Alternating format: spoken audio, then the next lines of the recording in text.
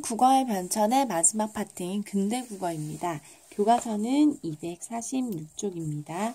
근대국어는요, 근대국어 시기에는 이라고 되어 있죠. 17세기에서 19세기라고 하는데요. 주로 근대국어는 17, 18세기에 있는 문헌들을 많이 보게 될 겁니다. 이때는요, 일단 방점 표기가 없어져요. 그리고 예디음과 반침이 문자 체계에서 사라지게 되었기 때문에 소실 문자들이 등장을 하기 시작을 합니다. 이러한 표기법은 중세국어의 표기법 위에 표험적이고자 하는 노력을 돋볼 수 있고요. 특히 체험과 조사를 분리하려고 하는 표기의식이 뚜렷하게 나타납니다. 한마디로 이제는 끊어적기 하려고 한다는 거죠. 근대 국어의 의문에 관해서는요. 어두자원군이 된소리가 되었고요. 그 다음에 17, 18세기의 교체기에 국외음화가 나타나기 시작을 하는데요. 파찰음, 주츠의 의미 변화를 가하게 되면서 국외음이 되게 되는 거죠. 근데 그러나 실제로 이 현상들은 이 소리 주츠에만 있는 게 아니라 국어의 생활 전반적으로 국외음이 자리를 잡게 됩니다. 예사소리와 된소리와 거센소리는 근대에 들어서 더욱 일반화가 되고요. 모음과 관련해서는 그리고 16세기 1단계의 소실을 경험했던 이 방점이요. 2단계가 소실을 하게 되면서 국어의 우문체계에서 사라지게 됩니다. 이 아래아는 모음조화의 한 주축이었기 때문에 따라서 이 16세기의 모음조화가 함께 흔들리다가 사라지게 되죠. 그러나 문자로서의 아래아는요. 한글 매춘법 에 의해서 폐지될 때까지 계속 사용이 됐다. 그러니까 33년 한글 맞춤법 때까지는 계속 사용이 됐다는 얘기죠. 18세기 말년에는 에와 에가 단모음화가 되었고요. 19세기에 들어서는 스즈츠 아래 있는 은은 이로 변하는 현상도 나타납니다. 성조는 사라지게 됐어요. 성조가 사라졌다는 얘기는 당연히 방점도 소멸했다는 얘기죠. 방점은 없어집니다. 그렇지만 상성은 장음으로 남게 되었다는 양상이 기록이 됩니다. 상성이 장음으로 남았던 이유는 당대에도 상성은 장음이었기 때문에 그대로 소리만 남아있는 거죠. 현대의 문법, 근대의 문법 체계는요, 한마디로 간소화를 특징으로 합니다. 일단 1인칭 선어말 어미 오우가요. 이 오우 소멸을 하게 되고요. 명사형과 파생 전미사의 구별이 없었어요. 왜냐하면 이 명사형 어미가 뭐였어요? 아까 오미랑 우미였는데 여기서 얘가 사라지니까 파생 전미사인 그 미음, 명사 파생 전미사인 미음과 구분이 안 되죠. 남는 아이가 미음이니까. 서수사인 첫자이에서 첫째가 출현을 하게 되고요.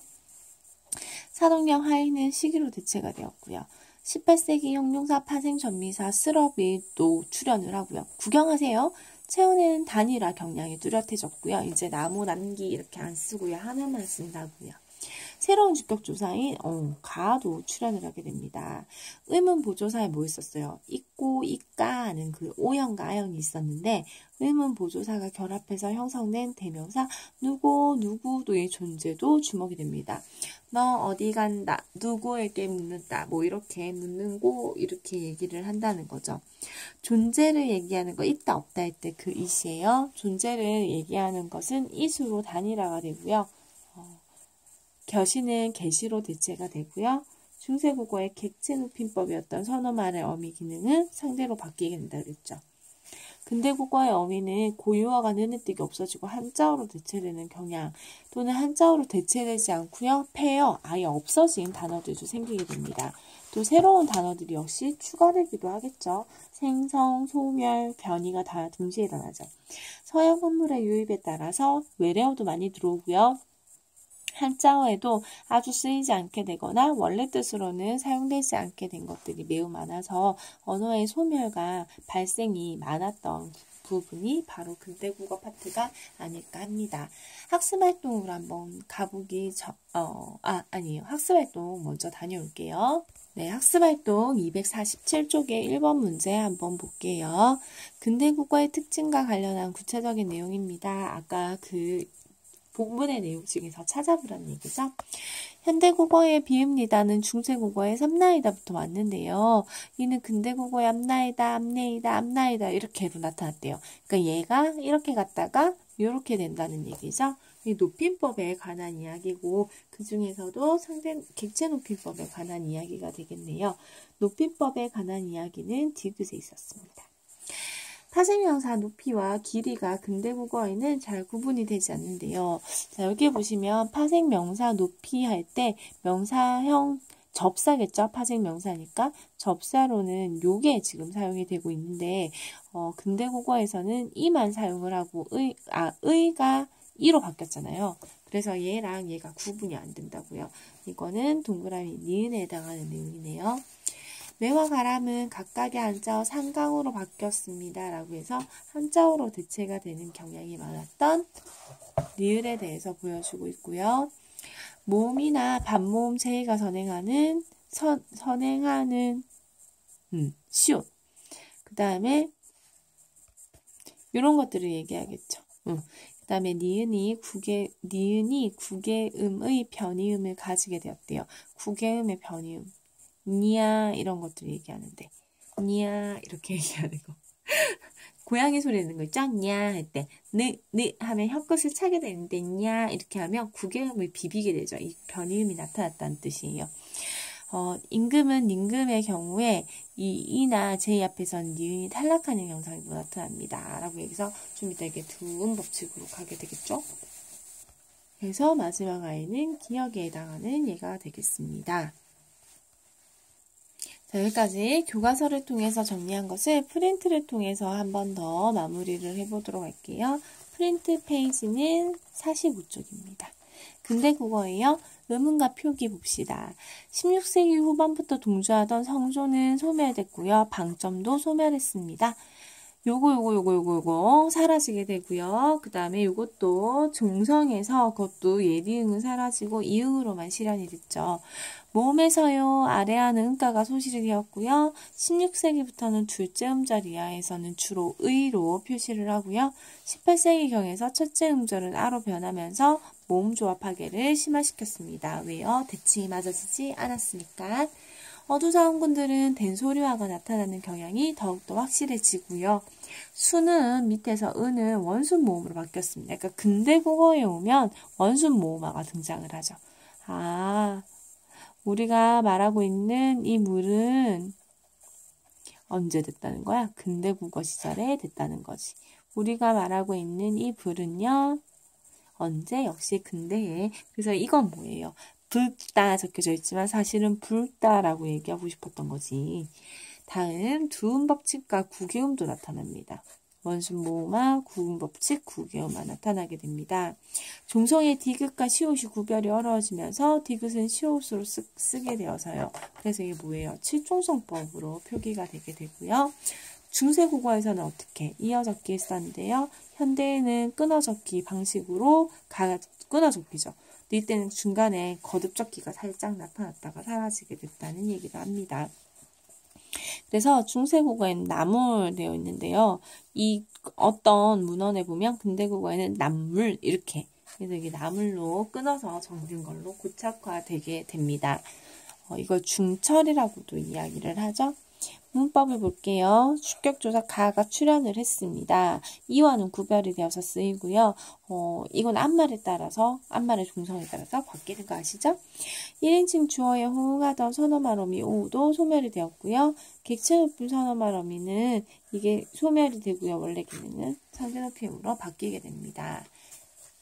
국어의 변천에서 자음 체계를 볼게요. 자음 체계는 고대 국어에서는 이렇게 두 종류였는데 중세 국어 이후부터는 삼중 체계에 그대로 갖추게 되고요. 중세 국어에 사용하던 마처럼 순경 피음은 반모음으로 바뀌게 됩니다. 그래서 여기 보시면 고바 이렇게 돼 있는데 고아 이런 식으로. 그리고 나서 반침은 역시 소멸이 되었습니다. 중세 국어에 사용하던 어두자음군 표기는 사라지고요. 소리는 된소리로 바꾸고 표기는 각자 병소로만 된소리를 표기를 하게 되었습니다. 모음 체계의 변화를 보시면 이 아래아가 소멸이 되면서 둘째 음절 이하에는 아래아의 표기가 이렇게 바뀌게 되고요. 첫째 음절도 역시 아로 바뀌면서 이거 읽어보세요 하면 여러분이 마을 이렇게 읽게 되었습니다. 그러니까 아래아의 음가가 소멸이 되고 어떤 소리를 낼 것인지가 각자 흩어지게 됐다는 거죠. 성조의 변화는요, 방점으로 높낮이를 나타냈었는데요. 이거 이렇게 바뀌어서 방점이 사라지게 됩니다. 바뀐 게 아니라 긴 소리로 남아있어가 더 맞는 것 같아요. 있으며 방점이 사라졌습니다. 소리의 높낮이에서 소리의 장단, 길이로 바꾸게 된 거죠. 자, 이렇게 해서 근대국어의 기본적인 내용을 살펴보았습니다. 학습활동 다시 확인해 볼게요. 여기에는 이언언해라는 책인데요. 이언언해는 근대국어에 새로 유입된 문물들에 대한 이야기를 해주고 있나 봅니다. 제목 보니까 런던부 이렇게 돼 있어요. 이 새로운 서구 문물 구체적으로 뭘 얘기를 합니까? 런던부를 얘기를 하고요. 여기 보시면 여기 보면 전기선으로 이렇게 돼 있어요. 전기선 이렇게 되어 있는 모습이 나타나고 있습니다. 전기선으로 보내는 것이 런던보라고 합니다. 큰 저 세상에 지극히 신통하고 지극히 속 빠른 것이 하여 호련히 갔다가 호련히 오는 때 되게 번개 같은 것이 없사니 번개를 빙자하여 신시근전하여 그 빠름을 가히 알지라. 이거 얼마나 번개랑 같이 빠르다라고 얘기를 하고 있네요. 이게 바로 전보가 되겠다는 거죠. 이때 당시 얼마나 신기했어요. 전선을 통해서 띠딕 이렇게 누르면 무슨 내용인지 전송이 됐으니까. 당시 언어적인 특징에 대해서 보랍니다. 한마디로 근대국어의 특징을 색칠되어 있는 것들을 통해서 보래요. 첫 번째를 보니까 내적 돼 있네요. 내적. 자, 일단 전 좀 바쁨을 생각을 해서요. 예적 어떻게 바뀌었나요? 이건 예적. 현대어를 바로 적겠습니다. 예적 이거 보이세요? 이걸 통해서 알 수 있는 것은요. 일단 두음 법칙 적용이 안 됐다는 거. 두 번째 뭐예요? 옛 이거 적적 이거 보이세요? 여가 어로 바뀌게 되죠. 단모마 나타나지 않았다는 거. 아직까지도 단모마가 안 됐네요. 그러니까 근대 이후에 1933년 한글 맞춤법 제정안 되면서 이게 같이 들어가게 되죠. 단모마도 다 일어나게 되고 정리가 표기법이 정리가 됩니다. 두 번째는 보니까 리롭게 있어요. 리롭게. 역시 오늘날에는 뭐예요? 이롭게죠. 이롭게. 그렇다면 얘도 두음 법칙 사용되고 있네요. 마지막으로 한번 봅시다. 전기선 있어요. 전기선. 전기선은요, 오늘날 전기선 이렇게 되는데요. 첫 번째, 디귿이 이 모음을 만나게 되면 지읒으로 바뀝니다. 이게 뭔데요? 국유음화죠? 국유음화가 나타나긴 하지만 표기에서 완전히 반영이 되진 않았던 것 같습니다. 그 다음에 이거 보여요? 두 번째, 의가 어떻게 됐는데 이로 바뀌게 되죠. 세 번째는요, 전기선, 여가 어가 되죠? 이건 뭐예요? 단모음화. 단모음화 아직 없습니다. 이렇게 해서 근대국어의 형태를 좀 살펴보았습니다. 오늘은 여기까지 하겠습니다. 네, 수고하셨습니다.